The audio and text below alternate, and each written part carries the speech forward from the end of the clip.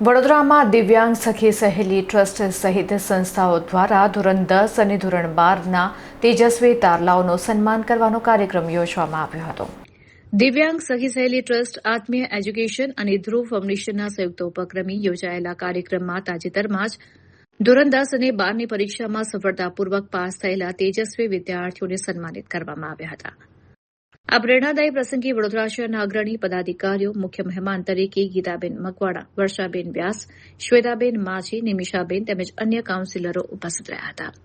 કાર્યક્રમ દરમિયાન ઉપસ્થિત તમામ મહાનુભાવોનું ખેસ પહેરાવીને ભાવભર્યું સ્વાગત અને સન્માન કરવામાં આવ્યું હતું.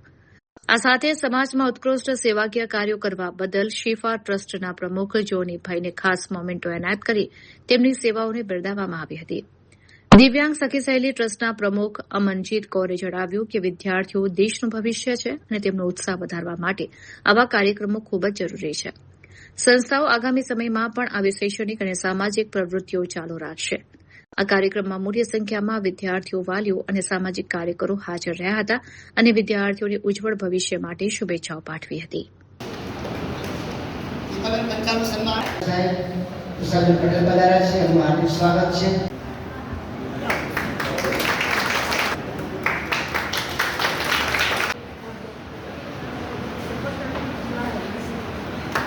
આજનો કાર્યક્રમ દિવ્યાંગ સખી સહેલી ટ્રસ્ટ, આત્મીય એજ્યુકેશન ચેરિટેબલ ટ્રસ્ટ, ધ્રુવ ફાઉન્ડેશન અને બધા જ સમાજસેવીઓના તન મન ધનના સહકારથી દિવ્યાંગ વિદ્યાર્થીઓ સાથે સાથે આ વિસ્તારના 60% ઉપરના તમામ બાળકો, વિદ્યાર્થીઓનું સન્માન છે.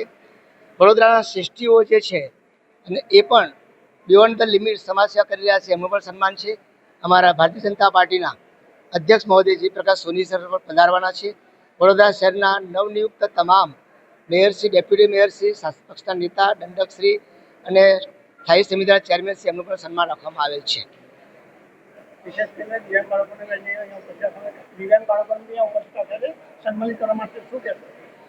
દિવ્યાંગ બાળકો માટે એવું કહી શકાય કે જ્યારે 32 લક્ષણના વ્યક્તિ જેની પાસે આંખ, નાક, કાન સંપૂર્ણ હોય એ ન કરી શકે એવી સિદ્ધિઓ, ઉપલબ્ધિઓ પ્રાપ્ત કરી છે દુનિયાના દેશમાં દિવ્યાંગોએ.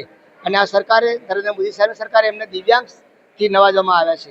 ત્યારે એમની જે ટેલેન્ટ છે એને બહાર લાવવા માટે, એમને સન્માનિત કરીને એને પ્રોત્સાહિત કરવા માટે જે લોકો નિરાશા અને નકારાત્મકતા જઈને આત્મહત્યા કરે છે, શિક્ષણથી, નોકરીથી, ધંધાથી, પરિવારથી જે પ્રકારની નિરાશા ફેલાઈ જાય છે અને એ નકારાત્મકતાથી આત્મહત્યા કરે છે, એમને સંદેશો આપવા માગે છે કે દિવ્યાંગ વ્યક્તિ પણ આવું કરી શકતા હોય તો તમે કેમ ના કરી શકો. મારું નામ રતિલાલ પરમાર, નિવૃત્ત આચાર્ય છું, તકેદારી સભ્ય છું. વડોદરા શહેરની અંદર જ્યારે હું અભ્યાસ માટે 1984માં આવ્યો ત્યારે મારી પરિસ્થિતિ વડોદરાની અંદર સ્લમ્સ વિસ્તાર, જે બટનો ટેકરો કિસ્સાવાડી કહેવામાં આવ્યું, ત્યારે એને હું ભણતો હતો. MS યુનિવર્સિટી વિશ્વવિખ્યાલયની અંદર, વિશ્વવિખ્યાત પ્રસિદ્ધ યુનિવર્સિટીમાં MA BEd કર્યું અને ત્યાર પછી મારી કારકિર્દી બરોડા હાઈસ્કૂલ NGC વડોદરાની નામાંકિત શાળાની અંદર મને શિક્ષક તરીકે અને આચાર્ય તરીકે મારે 35 વર્ષનો બહોળો અનુભવ છે. મારું મિશન અને મારું મેસેજ એ છે કે શિક્ષા वो शेरनी का दूध है, पिएगा वो दाढ़ेगा. બાબા સાહેબ આંબેડકરને એવું કહ્યું છે કે વ્યક્તિ પાસે શિક્ષણ હશે તો જ એ જીવનમાં જીવવા માટે ફક્ત પુસ્તકીય જ્ઞાન કે ડિગ્રી એનાથી નહીં થઈ શકે, એની સાથે સમાજના સંસ્કારો આપવાનું કામ પણ અમે કરી રહ્યા છીએ. मेरा दिव्यांग सखी सहेली ट्रस्ट है और 8 साल से ये कार्य कर रहा है और हम इसी तरह के प्रोग्राम करते रहते हैं. और आज हमारा प्रोग्राम है, स्पेशली हमने बच्चों के लिए रखा गया है जो 60 के अबव परसेंटेज लाए हैं, जो 10th और 12th के बच्चे, उनको आज सम्मानित किया जा रहा है. और आज हमारे साथ मेयर श्री आ रहे हैं, डिप्टी मेयर हैं, मतलब उनकी पूरी टीम है. कॉरपोरेटर्स की 16, 17, 18, 19 ये सभी कॉरपोरेटर्स आज आने वाले हैं और उनके हाथों से ये सम्मान दिया जाएगा. और इसके अंदर साथ में मेरे दिव्यांग बच्चे भी हैं जिन्होंने वो जो मोगरी से आए हैं और स्पेशली वो हमेशा मेरे प्रोग्राम में होते हैं. उन्होंने भी जो 60% के ऊपर परसेंट लाए हैं उनको भी हम स्पेशल सम्मानित कर रहे हैं.